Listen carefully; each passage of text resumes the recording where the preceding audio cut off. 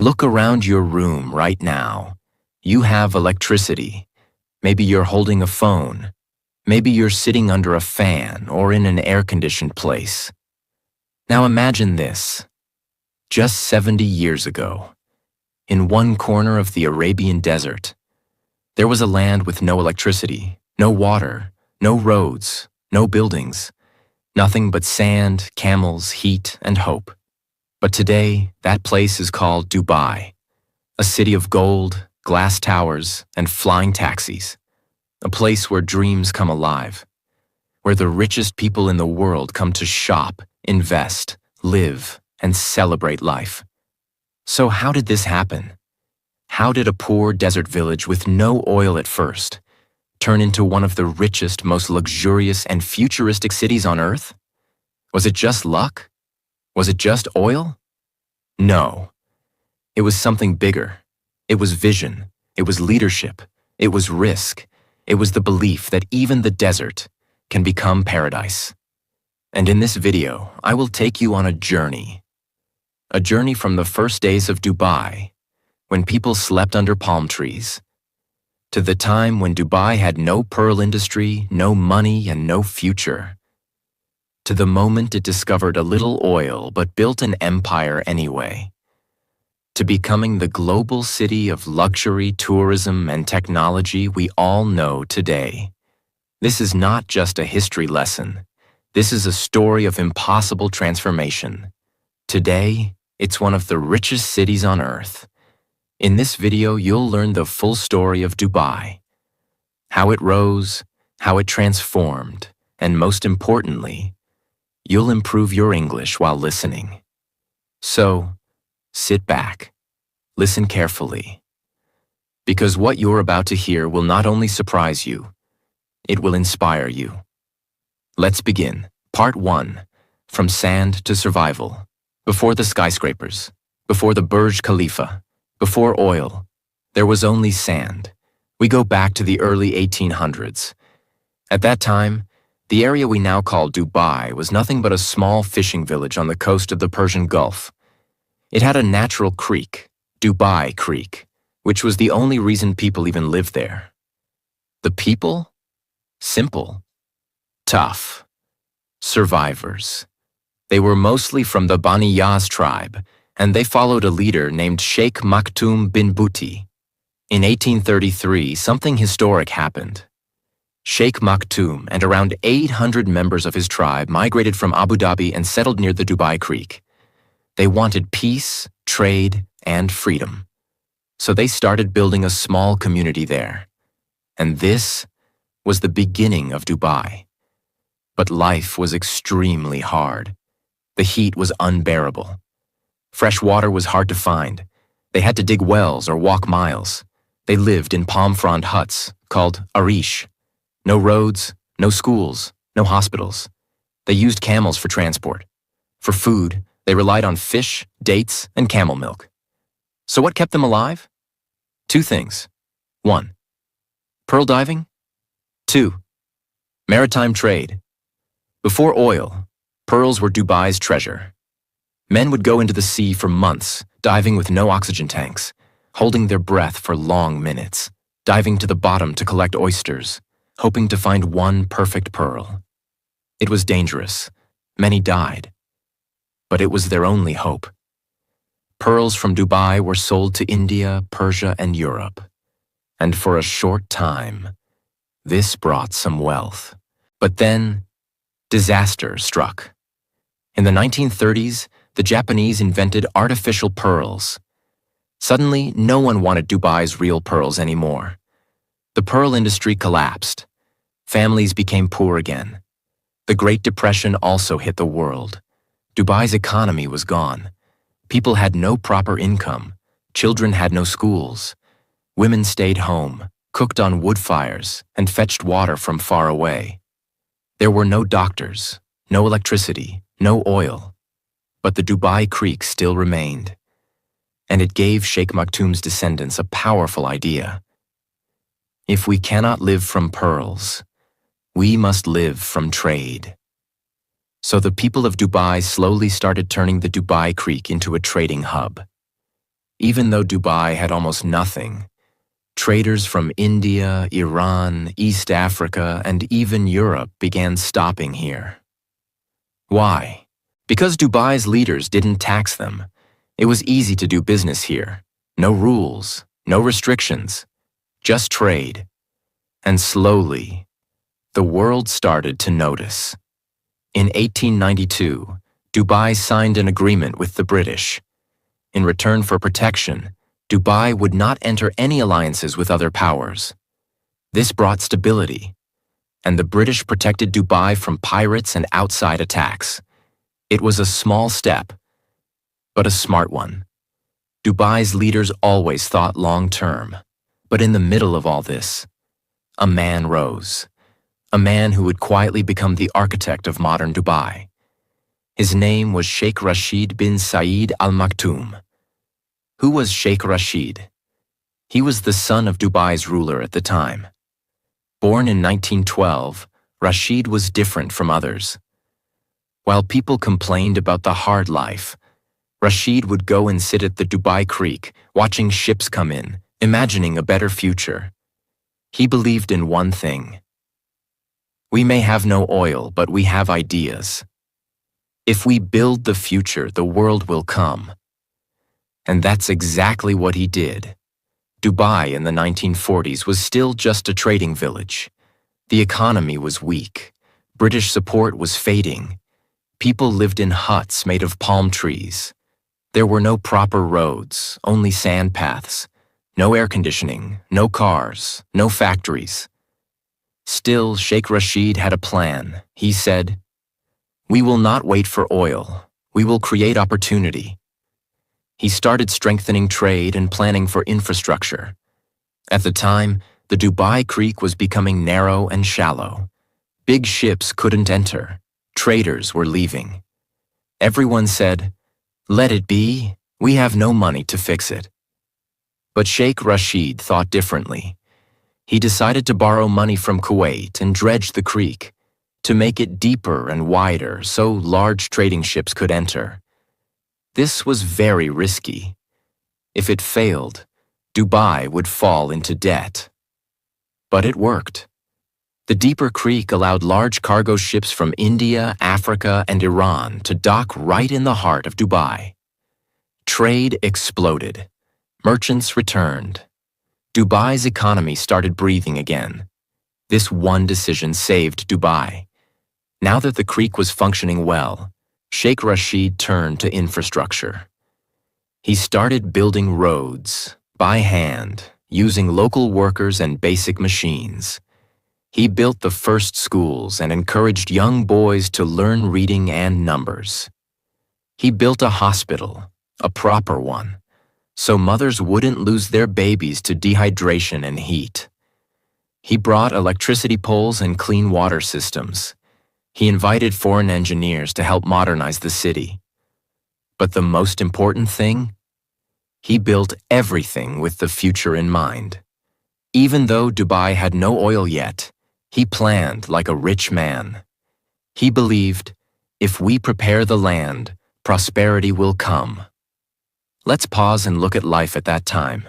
Houses were still made of palm leaves or mud bricks. People wore simple white robes, kandura, and women wore long black abayas. There were no fans. People slept on rooftops in summer to stay cool. Most people didn't know how to read. Water was collected in clay pots from deep wells. Dates, camel milk, and dried fish were common foods. Social life revolved around mosques, markets, and majlis, gathering rooms where men sat and discussed. And yet, people were happy. They had hope, because they saw that their leader was building something greater. Finally, in 1966, after years of struggle, oil was discovered in a field called Fateh Oil Field, off the coast of Dubai. But here's the twist. Dubai didn't have a lot of oil, not like Abu Dhabi. Other emirates laughed. They said, "Dubai has only a few drops. What will you do with it?" But Sheikh Rashid was ready. He used that limited oil money not for luxury, but for vision. What did he build with oil money?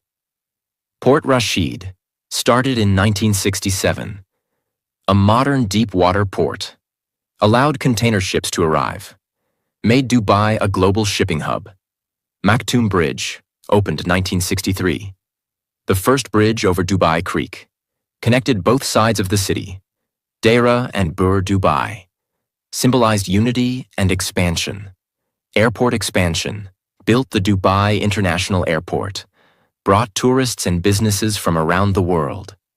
Housing projects, built modern houses for citizens, introduced concrete buildings instead of mud homes. Schools, mosques, hospitals, roads, focused on human development. Built more schools, including ones for girls. Opened modern hospitals and maternity care. He didn't waste money on palaces or gold. He invested it back into the people in the city. Part 2. The Rise of a Vision. The year was 1971. A major moment in Middle Eastern history was about to take place. A decision that would shape not just Dubai's future, but the entire Gulf. For centuries, the region was known as the Trucial States, protected by Britain. But now, Britain was withdrawing. Sheikh Rashid of Dubai and Sheikh Zayed of Abu Dhabi met many times in secret. They agreed, if we want peace and progress, we must unite. And so, on December 2, 1971, a miracle happened. 7 emirates came together to form the United Arab Emirates, UAE. They were 1. Abu Dhabi, 2nd Dubai, 3. Sharjah, Port Ajman, 5th, Al Quwain, 6. Fujairah, 7. Ras Al Khaimah joined in 1972. Abu Dhabi became the capital, but Dubai became the engine of innovation and business. Each emirate had freedom, but they worked under one flag, one president, one nation. This partnership was powerful. Sheikh Zayed focused on using oil wealth from Abu Dhabi to develop the country. Sheikh Rashid focused on non-oil economy to future-proof Dubai. Together they agreed to build highways between cities, share resources, open the country to the world. And that's when the real rise of Dubai began. Sheikh Rashid knew that oil would not last forever. So he launched one of the largest engineering projects in the Arab world. Jebel Ali Port, 35 kilometers from central Dubai, was built in the middle of nowhere. People laughed. They said, "Why are you building a giant port in the desert? Ships won't come." But he had a vision. He said, "We are not building for today. We are building for the next 50 years." The port became the largest man-made harbor in the world.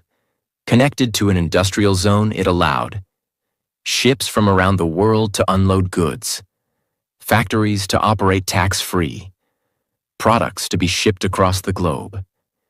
It created thousands of jobs, billions in trade, and became the foundation of Dubai's logistics empire.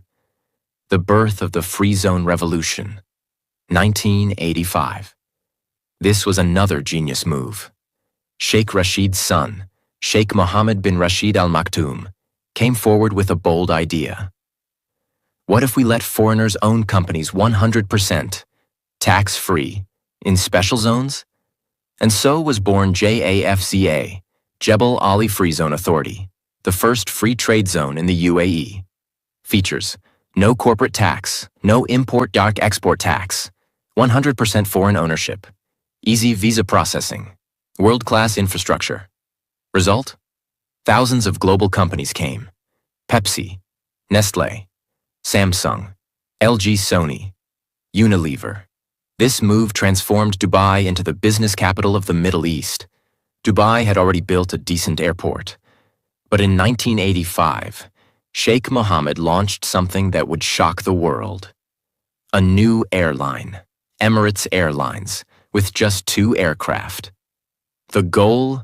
To make Dubai a global aviation hub. Again, people laughed. They said, "You're starting an airline with 2 planes? Are you serious?" But he believed in long-term thinking. They made a rule. No government interference. The airline must be profitable on its own. And it worked. They offered better service, better food, and more comfort. Soon, Emirates was flying to London, Mumbai, Cairo, and beyond. By the 1990s, Emirates became one of the top airlines in the world, bringing millions of tourists and business people to Dubai every year. While other cities closed themselves, Dubai opened its arms. In the late 1980s and early 90s, the government began building beach resorts and luxury hotels. Shopping festivals like Dubai Shopping Festival DSF were launched. Traditional markets, souks, were modernized. Desert safaris, dhow cruises, and luxury experiences were developed. They promoted Dubai as a place where tradition meets luxury. And guess what? Tourists came, first by thousands, then by millions. They came for luxury shopping, safe, modern city life, sunny beaches, exotic desert experiences, technology and communication. In the 1990s, Dubai started digitizing. The first telecom network in the region was created. Internet and mobile phones arrived early. ATMs, credit card machines, and online services were introduced faster than neighboring countries. Dubai wasn't just modern in buildings. It became modern in thinking. Massive infrastructure projects begin even before the 2000s. Dubai had skyscrapers like the World Trade Center, highways and traffic systems. They created planned communities like Jumeirah, Al Barsha, Deira City Center, first large mall. They also focused on foreign labor, hiring workers from India, Pakistan, Philippines, Bangladesh, etc. to build everything at massive speed. Dubai grew fast, organized, and clean. What made Dubai different from others? While most Gulf countries depended fully on oil, Dubai built ports and airports, created free zones, started a global airline, promoted tourism and luxury, welcomed foreign businesses, focused on trade, not just oil. Dubai made one bold decision: to build a future beyond oil. And that changed everything. Part 3. The Golden Rise. By the early 2000s, Dubai was already a rising star. It had one of the biggest ports, Jebel Ali, one of the fastest-growing airports, one of the world's best airlines, Emirates, a business-friendly government, an image of safety, order, and luxury. But Sheikh Mohammed bin Rashid Al Maktoum, who became ruler of Dubai in 2006, had a far bigger dream. We are not competing with our neighbors. We are competing with the world. This is where Dubai's most iconic projects began. Burj Khalifa. The idea started in the early 2000s. Dubai wanted to create something the world would never forget. A building so tall, it would literally touch the sky. Construction began in 2004 under the name Burj Dubai. Over 12,000 workers from more than 100 nationalities worked day and night. It took 6 years to complete. The building used over 330,000 cubic meters of concrete and 39,000 tons of steel. Designed by Adrian Smith from the US, it can withstand earthquakes and winds up to 240 kilometers per hour. In 2010, it was officially opened and renamed Burj Khalifa in honor of the UAE President Sheikh Khalifa bin Zayed, who helped financially during the 2009 crisis. Height: 828 meters, 2,716 feet, taller than any building ever built by mankind. It has 163 floors, a hotel by Armani, residential apartments, corporate offices, world's highest observation deck, world's fastest elevators, 10 meters per second. Burj Khalifa became a symbol of Dubai's ambition, a statement to the world. Nothing is impossible here. One of the boldest ideas ever imagined. A man-made island in the shape of a palm tree, built directly into the sea. Launched in 2001, completed by 2006, used 5.5 million cubic meters of rock, visible from space, 16 fronds, a crescent, and a trunk. The palm includes luxury villas, 5-star hotels, the famous Atlantis the Palm, restaurants, beaches, and shopping centers. Why build it? Because Dubai had limited coastline, and Sheikh Mohammed wanted more seafront property. So instead of looking at what they didn't have, they built it. Today, the Palm is home to celebrities, billionaires, luxury tourists. Dubai didn't just build land, it created value out of water. Dubai Mall opened in 2008, right next to Burj Khalifa. It is the largest mall in the world by total area. It has over 1,200 shops, an indoor aquarium with sharks and rays, a giant ice rink, a VR park, the world-famous Dubai Fountain. Over 80 million people visit every year, more than any other place on Earth. Dubai Mall isn't just a shopping place, it's a city within a city. Luxury, entertainment, food, technology, all in one. This made Dubai the shopping capital of the world. Dubai Metro. Launched in 2009, it became the first driverless metro in the Arab world. Clean, fast, efficient, runs on electricity, connects major landmarks and business centers. Designed for comfort and safety, air-conditioned bridges, smart cards. It gave Dubai a world-class public transport system. Tourists and locals could now move across the city without a car. Real estate boom. 2002 to 2008. One of the most important turning points in Dubai's modern story. In 2002, Dubai passed a law allowing foreigners to buy property. This changed everything. Suddenly, people from UK, Russia, India, China, Pakistan, Europe started buying apartments and villas in Dubai. Developers like Emaar, Nakheel, Damak launched mega projects like Downtown Dubai, Dubai Marina, Jumeirah Lakes Towers, Business Bay, Jumeirah Village Circle, Arabian Ranches. Everywhere you looked, there were cranes, construction, skyscrapers rising. Dubai became the fastest-growing city in the world. But in 2008, the world changed. The world economy collapsed. Real estate prices in Dubai fell by 50 to 60%. Projects were paused. Investors ran. Some developers disappeared. It was Dubai's darkest financial moment. But Sheikh Mohammed stood strong. Abu Dhabi supported Dubai with a $10 billion bailout. And in return, Burj Dubai was renamed Burj Khalifa in honor of their help.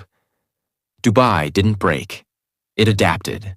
The government reorganized debt, merged some companies, supported major projects, protected the image of Dubai. By 2010, recovery began. And Dubai came back stronger, smarter, and more focused. In 2013, Dubai made a bold move again. It bid to host Expo 2020, the first World Expo in the Arab world. On November 27, 2013, Dubai won the bid. Fireworks exploded at Burj Khalifa. The whole nation celebrated. Why was this important? Because it told the world, we're not just a city, we are a platform for the future. Dubai promised to host over 190 countries, welcome 25 million visitors, create innovation zones, talk about mobility, sustainability, and opportunity. It brought global respect to Dubai as a leader of the future. City of the future, technology, innovation, and global luxury. By 2015, Dubai was no longer just about oil or real estate. It was about smart cities, artificial intelligence and robotics, blockchain strategy, flying taxis tested by 2017, robotic police, digital government services, Every sector, tourism, health, transport, economy, was becoming digital. At the same time, Ferrari police cars, gold ATMs, seven-star hotels like Burj Al Arab, global events, created a luxury image that attracted billionaires, celebrities, influencers, investors. Part 4. Dubai Future and the Unbreakable Vision. By 2015, Dubai had already become a global tourism leader, a business capital of the Middle East, a city of dreams and luxury, a modern example of human imagination. But then came a time the whole world will never forget. The world was hit with a virus no one expected. Airports shut down, borders closed, economies collapsed, cities turned silent, and for a moment, the world stopped moving. Dubai, a city that depended on travel, tourism, real estate, was at high risk. Hotels emptied, flights were canceled. Expo 2020, the dream Dubai had been preparing for, was postponed. But what did Dubai do? It acted faster and smarter than most global cities. Dubai's response to the pandemic. Fast, smart, strict. Early lockdown and safety measures. Dubai imposed citywide lockdowns early. Sanitization campaigns ran day and night. Police drones, thermal scanning, and smart apps were used to track safety. The government created quarantine centers and food support for poor workers. Vaccination drive. UAE became one of the first and fastest countries to vaccinate its population. Dubai vaccinated not just citizens, but also expats and workers. For free. Digital governance. All government services became fully online. Business licenses, healthcare, visa processing, shopping, everything became contactless. Tourism bubble. Dubai reopened for tourists faster than most countries, with strict testing. Celebrities, influencers, and global travelers came to Dubai to escape lockdowns in their countries. While others were hiding, Dubai was preparing. Originally scheduled for October 2020, Expo 2020 was postponed to October 2021. March 2022. Despite the delay, Dubai went ahead and hosted the biggest global event since COVID-19. 2020 Dubai highlights. 192 countries participated. Themed around sustainability, mobility, and opportunity. Built in a brand new city district, Dubai South. Featured Al Wasl Dome, world's largest 360-degree projection dome. Mobility Pavilion, robots, drones, Hyperloop, Sustainability Pavilion, solar farms, recycled water, country pavilions with unique architecture and innovation. Over 24 million people visited Expo 2020 during 6 months. A massive success during a post-pandemic world. Dubai proved to the world. Even after the darkest night, we rise. While many cities plan small, Dubai continues to think like a kingdom of the future. Here are just some of the crazy, real, and massive projects Dubai is building right now. 1. Dubai Creek Tower, still pending completion. Planned to be taller than Burj Khalifa, located in Dubai Creek Harbor, designed by Santiago Calatrava, meant to be a symbol of Dubai's next chapter. 2. The Dubai Urban Master Plan, 2040, announced in 2021. A long-term strategy to shape Dubai into the best city in the world for living. Plans include 60% of Dubai's area dedicated to nature and greenery, more walkable, connected communities, expansion of affordable housing, doubling the amount of public beaches, a focus on education, wellness, and creative industries, new zones for talent, artists, entrepreneurs, and thinkers. 3. The Line, Saudi Arabia, and Dubai's response.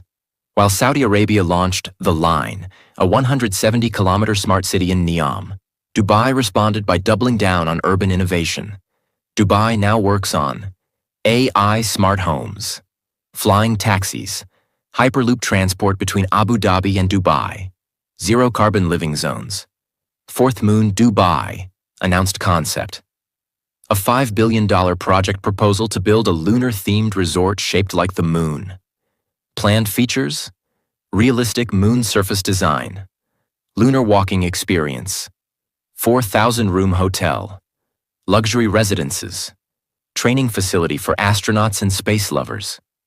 Target: tourism, space innovation, entertainment. 5.